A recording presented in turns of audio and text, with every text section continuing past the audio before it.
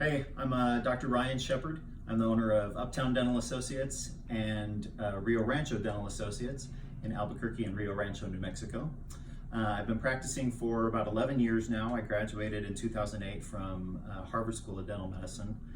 Moved back here to Albuquerque, which is where I grew up, and I bought a practice from a retiring dentist who had a pretty good practice in the middle of town. I bought that. A few years later, bought another one, and then bought another one. And about 5 years ago, I merged those all into one office in the Uptown area, a 7,200 square foot, 14 op office, so that we could have everything under one roof.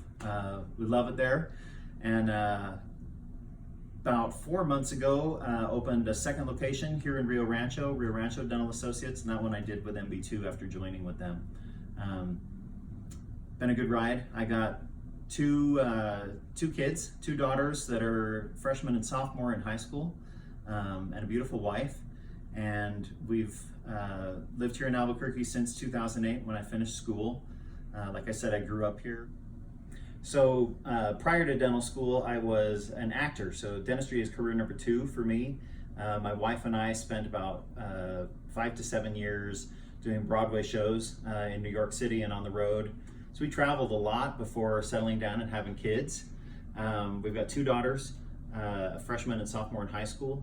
And every now and then I'll get back up on stage and do something. My kids both love performing as well, and so we'll do something as a family. That's a good memory maker. And when we're not performing or doing dentistry or doing homework, then we spend most of our time traveling. It's by far my favorite thing to do.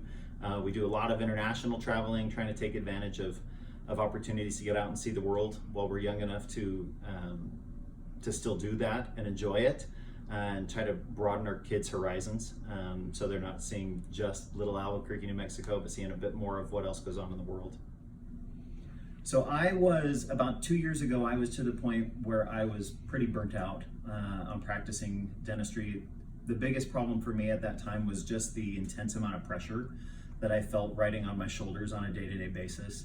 It's not that I was so bogged down with activities or tasks that I was doing. It was really just feeling like everything fell on my shoulders and that the buck stopped with me no matter what. So I was ready. I had done well in dentistry, and I was thinking, hey, maybe it's just time to walk away and be done with this career. I got in touch with a broker who eventually ended up connecting me with MB2 as well as a few other different groups. And when I first heard about MB2, I was very skeptical. The promises that MB2 was making seemed way too good to be true. I didn't think that it was probably going to pan out to be a good situation for me, and so I didn't do anything. For about 6 months, I kind of just sat on the idea and kept writing along. And after about 6 months, we circled back to this idea of partnering with MB2. And like I said, I thought I was just going to retire and get out of dentistry altogether because I was burnt out.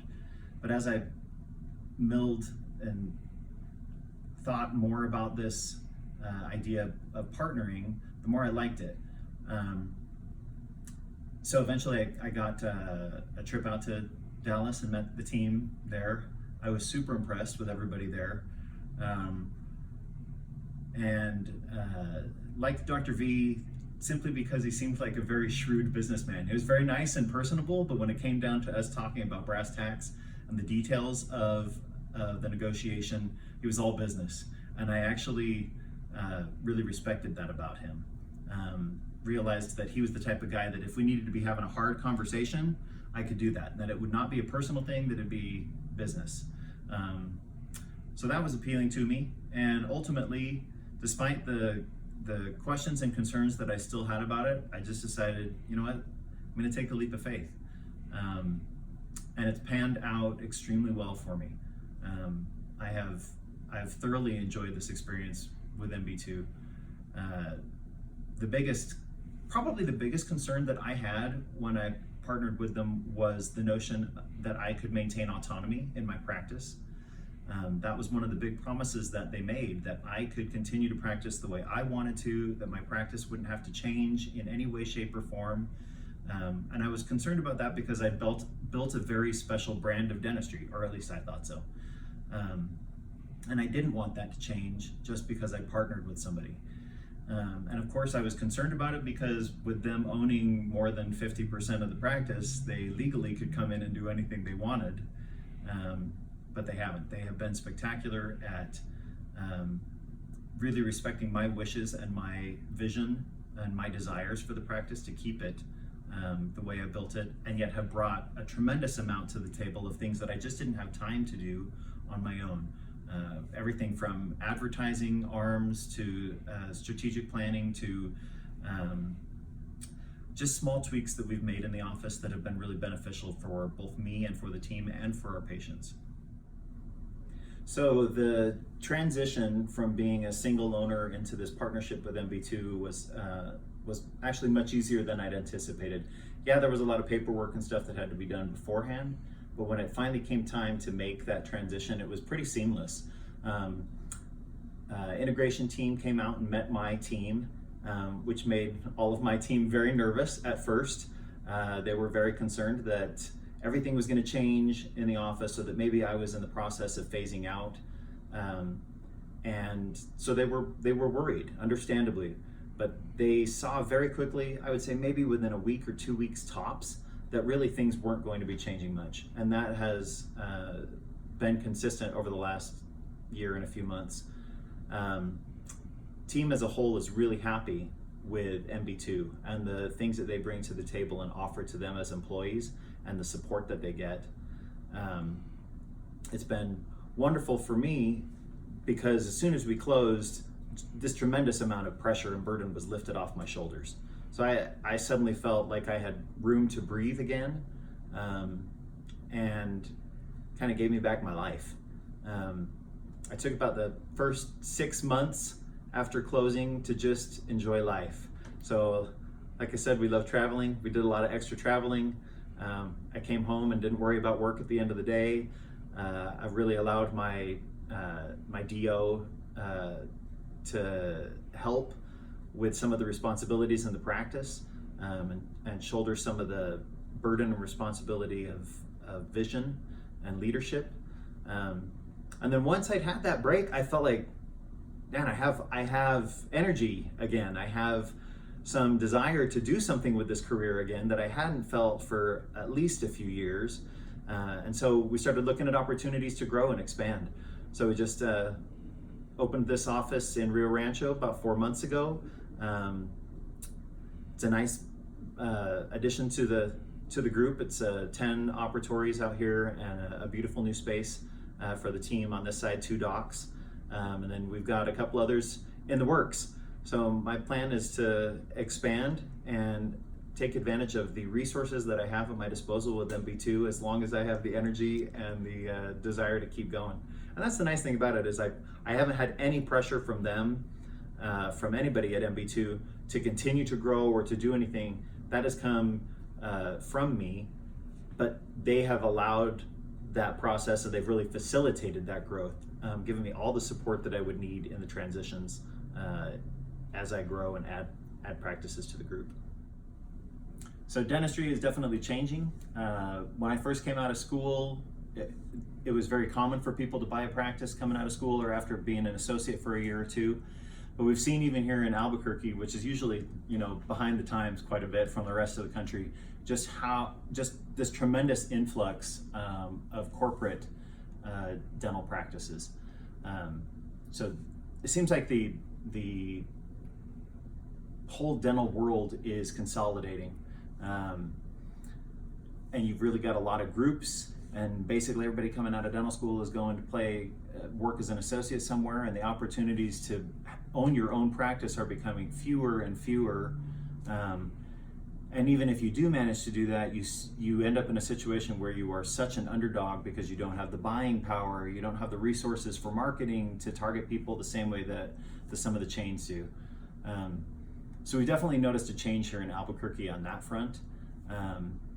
The nice thing about that with MB2 is that you are part of a big group, so you've got that camaraderie with other dentists, which is great because the first several years that I spent practicing really felt I really felt isolated and alone, despite the fact that I, was in study groups and knew a lot of other dentists. You still feel very alone. So this idea of being able to be part of a bigger group but still have your individual brand, and be on your own, do things the way that you want to do them, build the practice the way that you want to build it, it's an awesome model. Because again, you're not on your own. You've got people that you can turn to for help, but you can still choose to do things your own way. Kind of the best of both worlds. So the first owner's trip we went on was to Las Vegas, February of last year. Really fun time with all the owners and with the executive team from MB2. Dr. V loves to spoil his doctors. I think I had the most expensive meal of my life for lunch one day on the trip. It was great to get to know a lot of other dentists that are in the group and see what they're doing, what is working for them, what isn't working for them, and to just share ideas, feel inspired by things by other people have accomplished that are in the group, and just create some great memories. It was a lot of fun. Best advice I could give to somebody either coming out of school or early on in their career, for sure, the single best piece of advice would be to not do it alone. In a field where your whole day revolves around making people happy, whether it's your team that you're trying to make happy or whether it's patients that you're trying to make happy, it can be really, really overwhelming. You add on top of that all the financial components and the burdens of owning a practice and being the leader and the boss and the visionary and the only person who is trying to make everything happen, and it can very, very quickly become completely overwhelming and consuming and destroy your life. It is hard because if you choose to go that route, the dividends can be great, right? You can make a truckload of money. But my personal experience, and from the many guys that I know who have been through similar experiences, is that money doesn't end up being worth it. What you trade off in quality of life doesn't balance out with what you take home extra by doing everything on your own. So biggest piece of advice would be to do it with someone. And whether that's a partner or whether that's a group that you do it with, or whether it's somebody like MB2, find somebody that you are sharing the burden with, somebody that you can share ideas and bounce ideas off of, so that you don't end up feeling completely isolated and alone and overwhelmed and want to throw in the towel long before you should. For people who have been in practice, if you're a doctor who's been in practice for many years and you're looking at an exit strategy, something like MB2 is ideal. Really a wonderful opportunity to kind of gradually transition out and have something built in place that is that you can really bank on, and where there's a large number of associates who are looking for opportunities to become owners. It's a great transition model for people who are looking to get out of the mouth and get out of dentistry and retire altogether.